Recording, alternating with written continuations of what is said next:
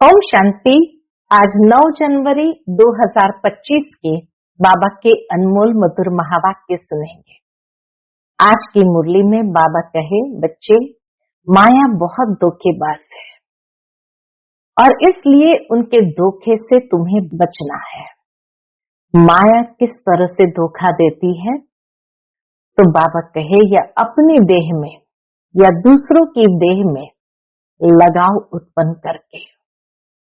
अपनी देह में लगाव उत्पन्न होता है तो देह अभिमान जागृत होता है, और दूसरों की देह में लगाव होता है तो नाम रूप की बीमारी में फंसाती है, जो पता भी नहीं चलता है। इसलिए बाबा कहे, माया के इस धोखे से तुम्हें बहुत बहुत सावधान रहना है। पढ़ाई के साथ साथ याद की यात्रा के ऊपर भी बहुत अटेंशन चाहिए। ये नहीं पढ़ाई तो पढ़ लिया, याद की यात्रा में कमजोर रहे। बाबा कहे, याद की यात्रा पर भी बहुत बहुत अटेंशन चाहिए, क्योंकि पावन याद की यात्रा से ही बनते हैं। और तीसरी बात जो आज बाबा ने की वो है सेवा की। कि शिव जयंती आती है तो बाबा कहे, अब देखिए बच्चे कितने सेवा में दम चक्कर मचाते हैं। जन जन को जाकर के बाप का परिचय देना है, क्योंकि एक तरफ तो बाप की महिमा भी गाते हैं कि तुम ही माता हो, पिता तुम ही हो, और दूसरी ओर ग्लानि भी करते हैं कि वो सर्वव्यापी है। तो इसीलिए बाबा कहे, तुम्हें मनुष्य को इस अज्ञानता की नींद से जगाना है और बाप का परिचय दे उन्हें जागृत करना है। तो सुनते हैं आज के बाबा के अनमोल मधुर महावाक्य। ओम शांति। मीठे बच्चे, तुम्हें विकर्मों की सजा से मुक्त होने का पुरुषार्थ करना है। इस अंतिम जन्म में सब हिसाब किताब चुकता कर पावन बनना है। आज की मुरली से प्रश्न है, धोखेबाज माया कौन सी प्रतिज्ञा तोड़वाने की कोशिश करती है? उत्तर, तुमने प्रतिज्ञा की है, कोई भी देहधारी से हम दिल नहीं लगाएंगे। आत्मा कहती है, हम एक बाप को ही याद करेंगे, अपनी देह को भी याद नहीं करेंगे। बाप देह सहित सबका संन्यास कराते हैं, परंतु माया यही प्रतिज्ञा तोड़वाती है। देह में लगाव हो जाता है। जो प्रतिज्ञा तोड़ते हैं उन्हें सजाएं भी बहुत खानी पड़ती है। आज की मुरली से पहले गीत है, तुम ही हो माता पिता तुम ही हो। ओम शांति। ऊंच से ऊंच भगवान की महिमा भी की है और फिर ग्लानि भी की है। अब ऊंच से ऊंच बाप खुद आकर परिचय देते हैं, और फिर जब रावण राज्य शुरू होता है तो अपनी ऊंचाई दिखाते हैं, परिचय भी देते हैं और प्रैक्टिकल करके भी दिखाते हैं। भक्ति मार्ग में भक्ति का ही राज्य है, इसलिए कहा जाता है रावण राज्य। वह राम राज्य या रावण राज्य, राम और रावण की ही भेंट की जाती है। बाकी वह राम तो त्रेता का राजा हुआ, उनके लिए नहीं कहा जाता है। रावण है आधा कल्प का राजा, द्वापर कलयुग का राजा है रावण। ऐसे नहीं कि राम आधा कल्प का राजा है, नहीं, ये डिटेल में समझने की बातें हैं। रावण आधा कल्प का राजा जरूर है, लेकिन राम के लिए नहीं कहेंगे कि वो आधा कल्प का राजा है। बाबा कहे, इन सब बातों को अच्छी रीति समझना है। बाकी वह तो बिल्कुल सहज बात है समझने की। हम सब भाई भाई है, हम सबका वह बाप एक निराकार है। बाप को मालूम है इस समय हमारे सब बच्चे रावण की जेल में हैं। काम चित्ता पर बैठ सब काले हो गए हैं, ये बाप जानते हैं। आत्मा में ही सारी नॉलेज है ना, इसमें भी सबसे जास्ती महत्व देना होता है आत्मा और परमात्मा को जानने का। छोटी सी आत्मा में कितना पार्ट नूंदा हुआ है जो बजाती रहती है। देह अभिमान में आकर पार्ट बजाते हैं तो स्वधर्म को भूल जाते हैं। बाबा कहे देह अभिमान में जैसे आ गए, पार्ट बजाया तो अपने स्वधर्म यानी शांति स्वधर्म को भूल जाते हैं। अब बाप आकर आत्म अभिमानी बनाते हैं, क्योंकि आत्मा ही कहती है कि हम पावन बने। तो बाप कहते हैं मामेकम याद करो। आत्मा पुकारती है हे परमात्मा, हे पतित पावन, हम आत्माएं पतित बन गए हैं, आकर हमें पावन बनाओ। संस्कार तो सब आत्मा में है ना। आत्मा साफ कहती है हम पतित बने हैं। पतित उनको कहा जाता है जो विकार में जाते हैं। पतित मनुष्य पावन निर्विकारी देवताओं के आगे जाकर मंदिर में उनकी महिमा गाते हैं। बाप समझाते हैं बच्चे तुम ही पूज्य देवता थे, 84 जन्म लेते लेते नीचे जरूर उतरना पड़े। ये खेल ही पतित से पावन, पावन से पतित होने का है। सारा ज्ञान बाप आकर इशारे में समझाते हैं। अभी सबका अंतिम जन्म है, सबको हिसाब किताब चुकतू कर जाना है। बाबा साक्षात्कार कराते हैं। पतित को अपने विकर्मों का दंड जरूर भोगना पड़ता है। बाबा कहे पतित को अपना विकर्मों का दंड जरूर भोगना पड़ता है। पिछाड़ी का कोई जन्म देकर ही सजा देंगे। मनुष्य तन में ही सजा खाएंगे, इसलिए शरीर जरूर धारण करना पड़ता है। आत्मा फील करती है हम सजा भोग रहे हैं। जैसे काशी कलवट खाने समय दंड भोगते हैं, किए हुए पापों का साक्षात्कार होता है, तब तो कहते हैं क्षमा करो भगवान। पापों का दंड जब भोगते हैं तो बाबा कहे मनुष्य पुकारते हैं क्षमा करो भगवान, हम फिर ऐसा नहीं करेंगे।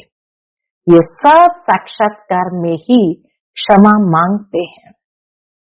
साक्षात्कार करा के दंड दिया जाता है, ये भी एक प्रकार का कायदा है। तो बाबा कहे जब साक्षात्कार होता है तब क्षमा मांगते हैं, क्षमा करो भगवान। फील करते हैं, दुख भोगते हैं। सबसे जास्ती महत्व है आत्मा और परमात्मा का। आत्मा ही 84 जन्म का पाठ बजाती है, तो आत्मा सबसे पावरफुल हुई ना। सारे ड्रामा में महत्व है आत्मा और परमात्मा का, जिसको और कोई भी नहीं जानते। एक भी मनुष्य नहीं जानता कि आत्मा क्या, परमात्मा क्या है। ड्रामा अनुसार यह भी होना है। तुम बच्चों को भी ज्ञान है कि यह कोई नई बात नहीं, कल्प पहले भी ये चला था। कहते भी है ज्ञान भक्ति वैराग्य, परंतु अर्थ नहीं समझते हैं।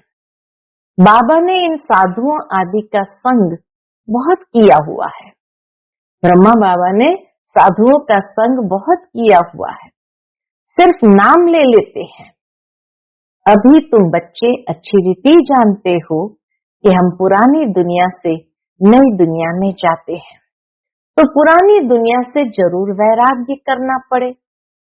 इनसे क्या दिल लगाने हैं, इस पुरानी दुनिया से अब क्या दिल लगाने हैं। तुमने प्रतिज्ञा की है। बाबा स्मृति दिलाते हैं तुमने प्रतिज्ञा की है, कोई भी देहधारी से दिल नहीं लगाएंगे। आत्मा कहती है हम एक बाप को ही याद करेंगे, अपनी देह को भी याद नहीं करेंगे। बाप देह सहित सबका संन्यास कराते हैं, फिर औरों की देह से हम लगाव क्यों रखें। कोई से लगाव होगा तो उनकी याद आती रहेगी, फिर ईश्वर याद आ न सके। प्रतिज्ञा तोड़ते हैं तो सजा भी बहुत खानी पड़ती है, पद भी भ्रष्ट हो जाता है। इसलिए जितना हो सके बाप को ही याद करना है।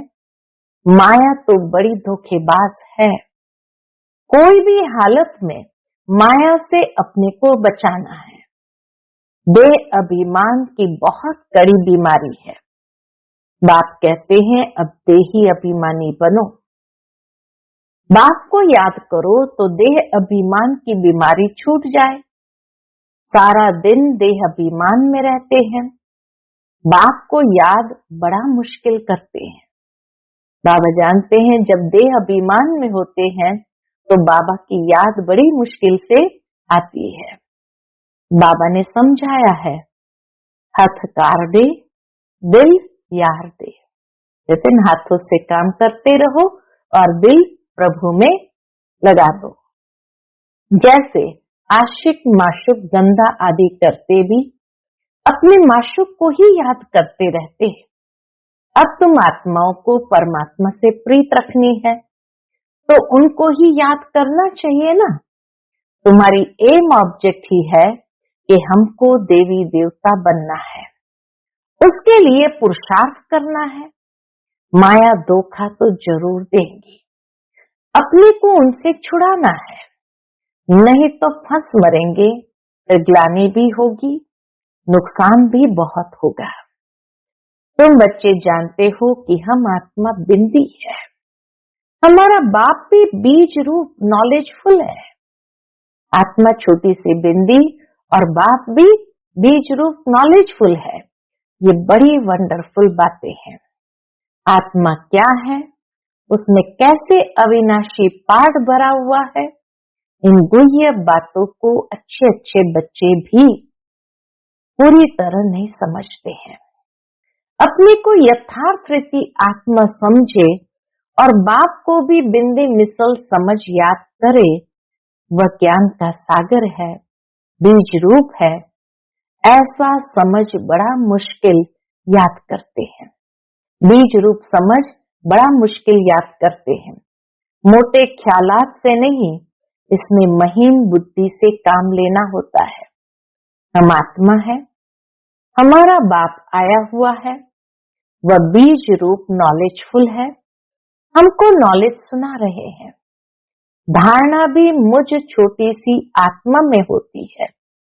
ऐसे बहुत है जो मोटी रीति सिर्फ कह देते हैं आत्मा और परमात्मा, लेकिन यथार्थ रीति बुद्धि में आता नहीं है। आत्मा परमात्मा ये सुना है तो कह देते, तो बाबा उसको कहते ये मोटी रीति से समझा है कि आत्मा और परमात्मा है, बाकी यथार्थ रीति बुद्धि में आता नहीं।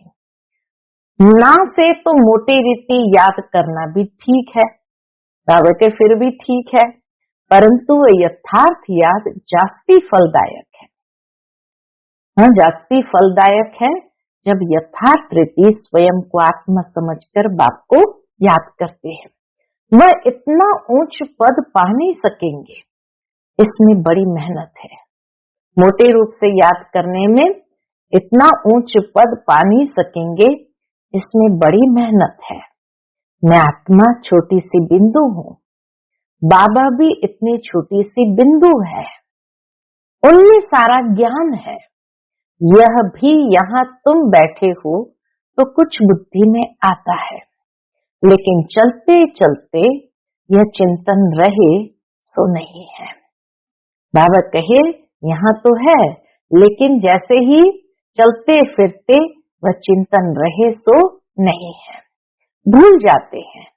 सारा दिन वही चिंतन रहे, यह है सच्ची सच्ची याद। आत्मा समझ करके चलना, परमात्मा को याद करना, यह है सच्ची सच्ची याद। कोई सच बताते नहीं है कि हम कैसे याद करते हैं। चार्ट भल भेजते हैं, परंतु यह नहीं लिखते कि ऐसे अपने को बिंदी समझ और बाप को भी बिंदी समझ याद करता हूँ। सच्चाई से पूरा लिखते नहीं है। बल बहुत अच्छी अच्छी मुरली चलाते हैं, परंतु योग बहुत कम है, देह अभिमान बहुत है।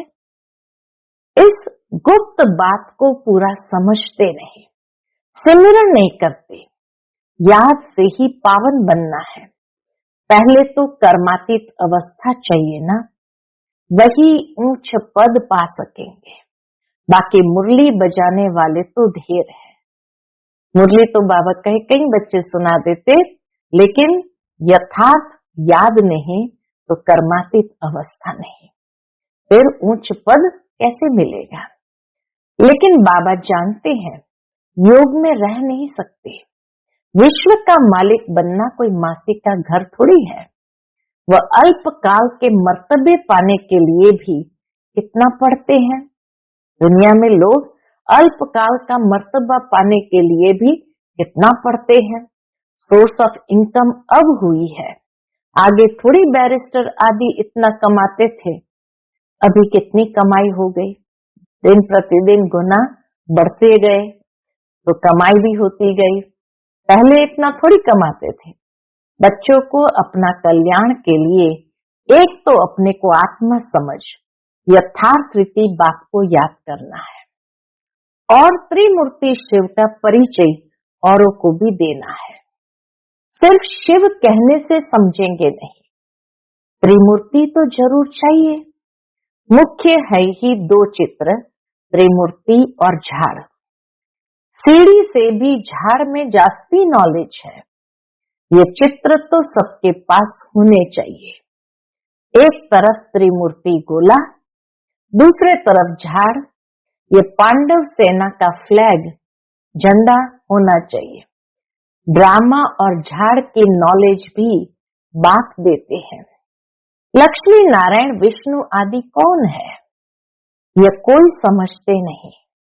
महालक्ष्मी की पूजा करते हैं, समझते हैं लक्ष्मी आएगी।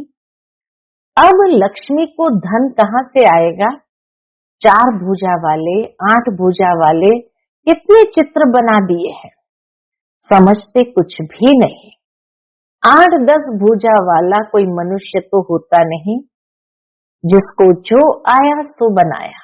बाबा कहे भक्ति मार्ग में जिसको जो आया सो बनाया, बस चल पड़ा। बनाया तो फिर चल पड़ा। कोई ने मत दी कि हनुमान की पूजा करो तो बस चल पड़ा। दिखाते हैं संजीवनी बूटी ले आए, उसका भी अर्थ तुम बच्चे समझते हो। संजीवनी बूटी तो है मन मना भव। विचार किया जाता है जब तक ब्राह्मण न बने, बाप का परिचय न मिले, तब तक वर्थ नॉट अ पेनी है। मर्तबे का मनुष्य को कितना अभिमान है। दुनिया में थोड़ा बहुत भी मर्तबा प्राप्त हो गया तो मनुष्य को कितना अभिमान है। उन्हों को तो समझाने में बड़ी मुश्किलात है। ये अभिमानियों को समझाने में बड़ी मुश्किलात है। राजाई स्थापन करने में कितनी मेहनत लगती है। वह है बाहुबल, यह है योग बल। यह बातें शास्त्रों में है नहीं। वास्तव में तुम कोई शास्त्र आदि रेफर नहीं कर सकते हो। अगर तुमको कहते हैं तुम शास्त्र को मानते हो, बोलो हाँ, ये तो सब भक्ति मार्ग के हैं। अभी हम ज्ञान मार्ग पर चल रहे हैं। ज्ञान देने वाला ज्ञान का सागर एक ही बात है। इनको रूहानी ज्ञान कहा जाता है। रूह बैठ रूहों को ज्ञान देते हैं। वह मनुष्य मनुष्य को देते हैं। मनुष्य कभी स्पिरिचुअल नॉलेज दे न सके। ज्ञान का सागर पतित पावन लिबरेटर सदगति दाता एक ही बाप है। बाप समझाते रहते हैं यह करो।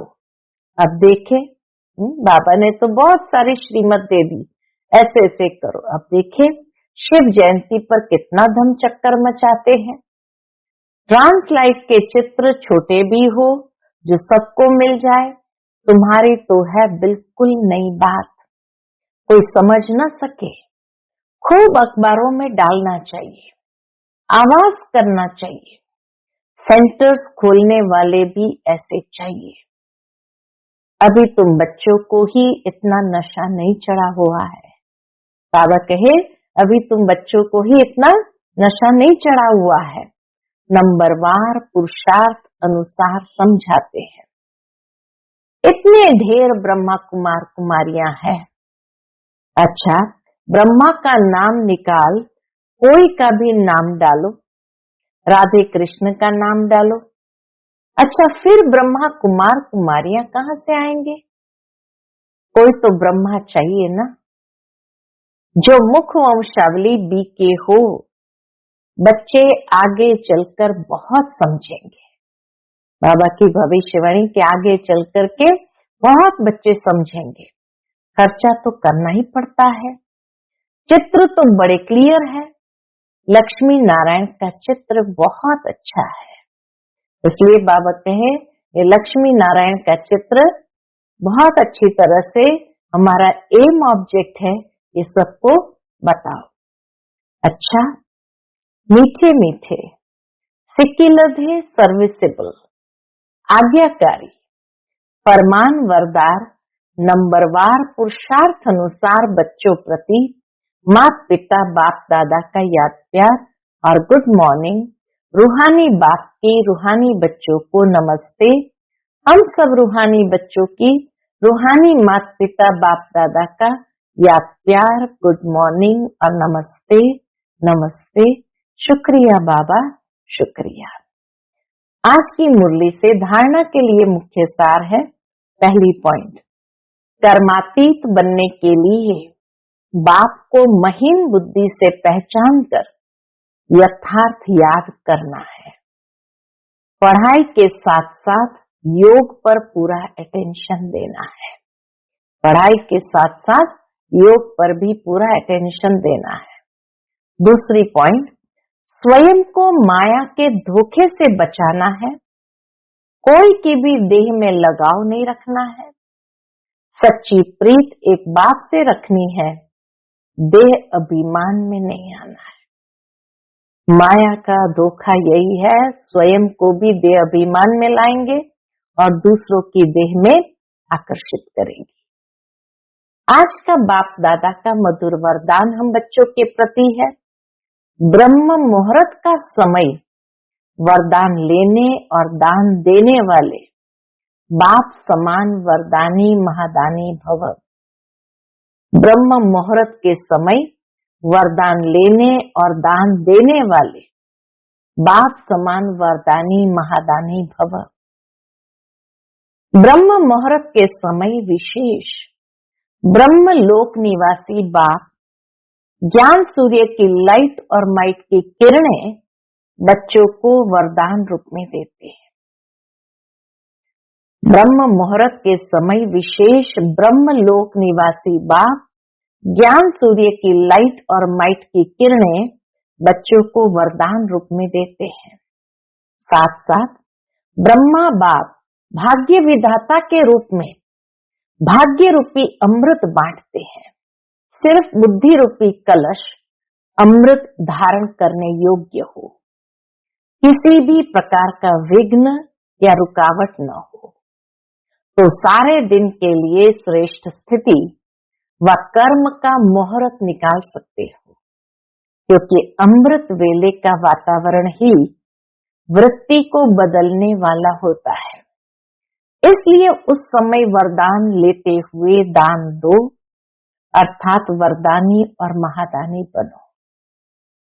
आज का स्लोगन है, क्रोधी का काम है क्रोध करना और आपका काम है स्नेह देना। क्रोधी का काम है क्रोध करना और आपका काम है स्नेह देना। आज का अव्यक्त इशारा, अपनी शक्तिशाली मनसा द्वारा प्रकाश देने की सेवा करो। अब स्व कल्याण का ऐसा श्रेष्ठ प्लान बनाओ जो विश्व सेवा में प्रकाश आपे ही मिलती रहे। अभी उमंग उत्साह से अपने मन में ये पक्का वायदा करो कि हम बाप समान बनकर ही दिखाएंगे।